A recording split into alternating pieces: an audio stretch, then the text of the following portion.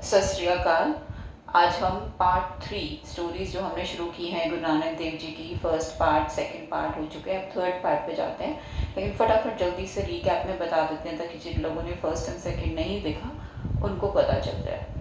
तो फर्स्ट और second part में हमने कैसे बताया था कि हमारे 10 सिख गुरु हैं, और सबसे पहले हम गुरु नानक देव जी के स्टोरी से हमने शुरू की थी कि उनके फादर का नाम मेहता कालू था और मदर का नाम माता तृप्ता था। उनकी एक सिस्टर थी जिसका नाम बेबी नानकी था, बेबे नानकी।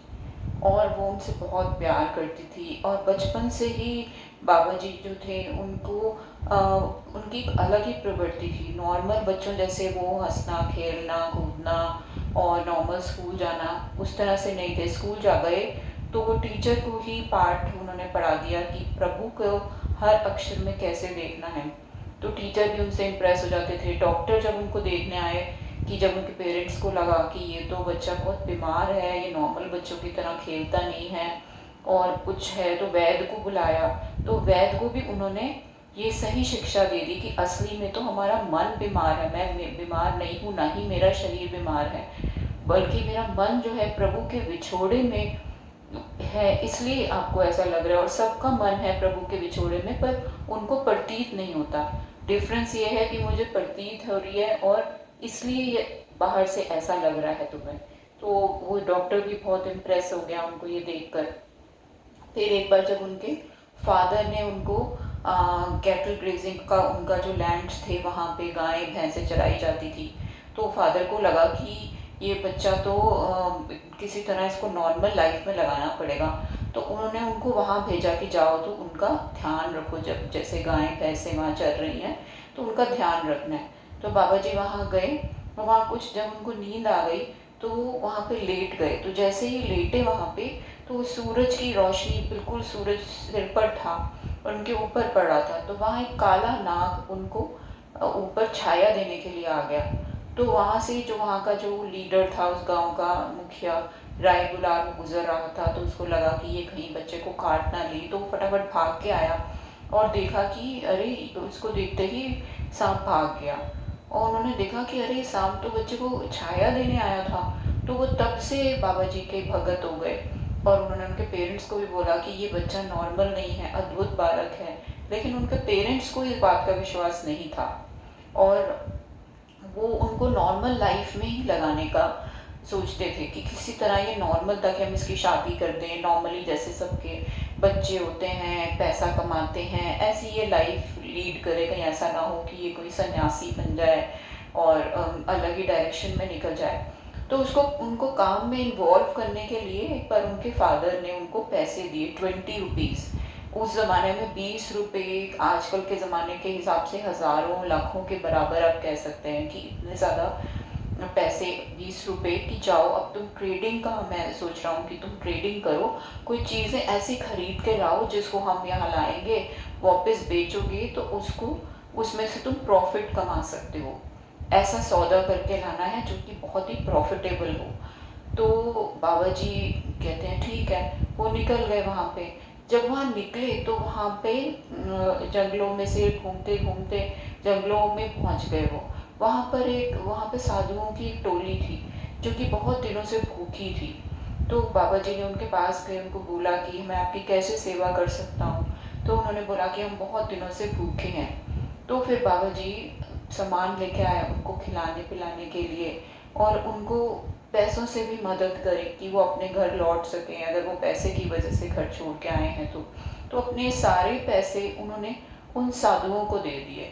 अब जब वो वापस लौट के आए तो उनके फादर को बहुत गुस्सा आया कि जो काम में मैं तुझे भेजता हूँ तो उसी काम को अलग वो करते। तो उन्होंने बहुत ही ज़ोर से उनको थप्पड़ मारा, लेकिन उन्होंने बिल्कुल भी आगे से जवाब नहीं दिया और वो चुपचाप खड़े रहे। और इसकी ये स्टोरी जो है ये बहुत फेमस है, इसको सच्चा सौदा, उन्होंने कहा पापा मैंने तो सच्चा सौदा किया, ट्रू बार्गेन, ये देख सकते हैं, ठीक है, ट्रू बार्गेन, इसको सच्चा सौदा, ये साधुओं को खिला रहे हैं वहाँ पे। तो उन्होंने बोला, लेकिन उनके फादर को ये बात नहीं समझ आई, उन्होंने बोला कि नहीं। और जब राय बुलार को ये बात पता चली तो उनको बहुत बुरा लगा। उनको लगा कि नहीं, ये आपका बच्चा अद्भुत बालक है, आप उसके साथ ठीक नहीं कर रहे। तो उन्होंने कहा हम क्या करें, इनके फादर तो ऐसे ही हमेशा इसको उसमें करते रहेंगे, कहीं फिर दोबारा ना थप्पड़ मार दें किसी बात पर। तो क्या हुआ कि उनकी जो बहन थी नान की, बेबी नान की, उनकी शादी दूसरे गांव में हुई थी। तो उनके जो हस्बैंड का नाम था जयराम के नाम से उनका हस्बैंड का नाम था, और उनकी शादी सुल्तानपुर में हुई थी। तो उन्होंने बेबी नानकी को बुलाया, उनसे प्रॉब्लम डिस्कस की कि बताओ हम क्या करें, ऐसे तो मेहता कालू जो है वो नानक को दोबारा थप्पड़ ना मार दे कहीं। तो बेबी नानकी ने बोला कि मैं इसको अपने साथ ले जाती हूँ, वहाँ पे मोदी खाना है, जहाँ पे एक जगह खाली है। मोदी खाना होता था जहाँ राशन स्टोर, तो राशन स्टोर उनके जो हेड थे उनसे उनकी जान पहचान थी। तो उन्होंने बोला कि हम कोशिश करते हैं कि नानक को वहाँ पे नौकरी दिला देते हैं, तो वो वहाँ पे बिज़ी हो जाएगा और मेरे अंडर रहेगा, पापा से दूर रहेगा थोड़ा, तो मैं इसका ध्यान रखूँगी। तो वो मम्मी पापा से डिस्कस करते हैं ये प्रॉब्लम कि हाँ हम उनको अपने साथ ले जाएं, आपको कोई प्रॉब्लम तो नहीं है। तो उनके पेरेंट्स कहते हैं ठीक है, तो वो मान जाते हैं उनको उनके साथ भेजने के लिए। अब बाबा जी उनके साथ आ जाते हैं बेबी नानकी जी के साथ मोदी खाना पे।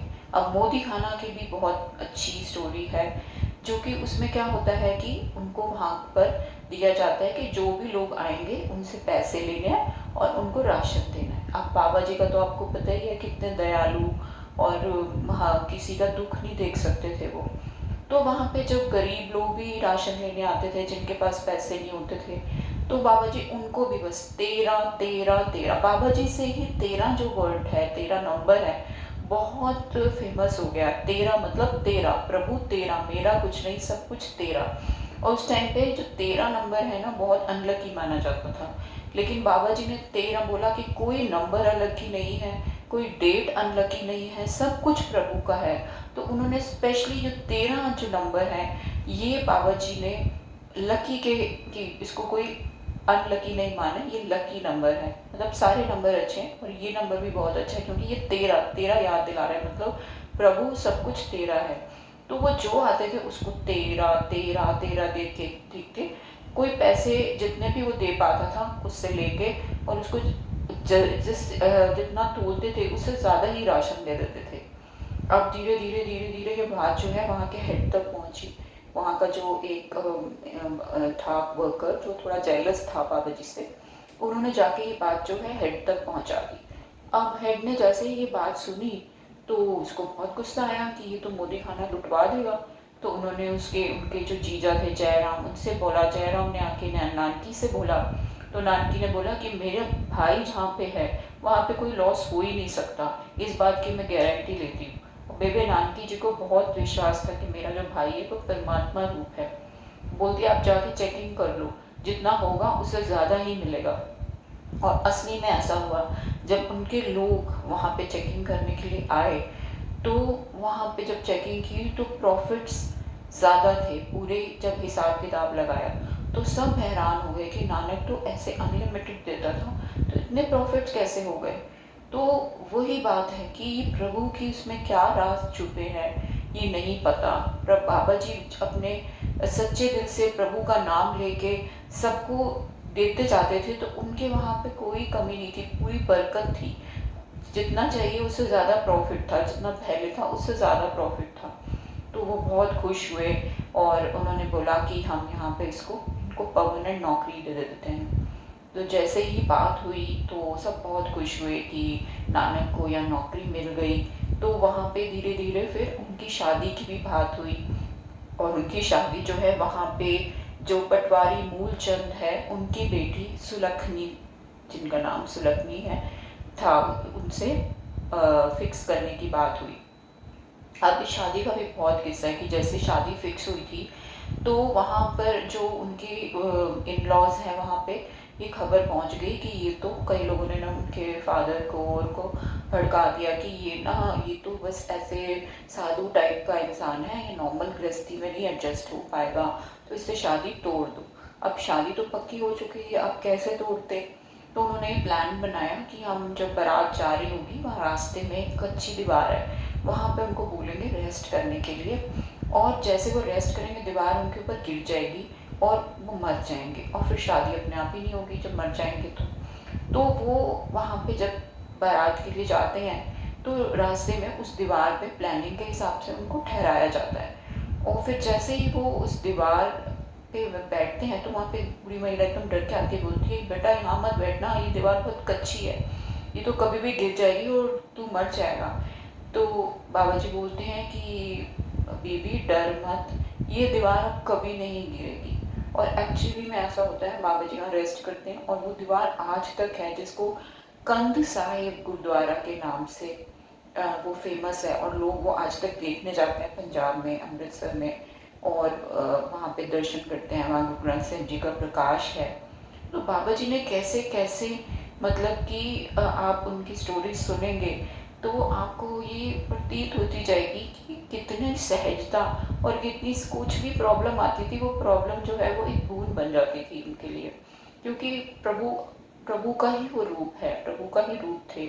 जैसे उसमें उन्होंने ये हर कुछ तेरा प्रभु, सब कुछ तेरा प्रभु से जोड़ने के लिए आए थे, उस परमात्मा शक्ति से, उसी परमात्मा शक्ति का ही वो एक रूप थे।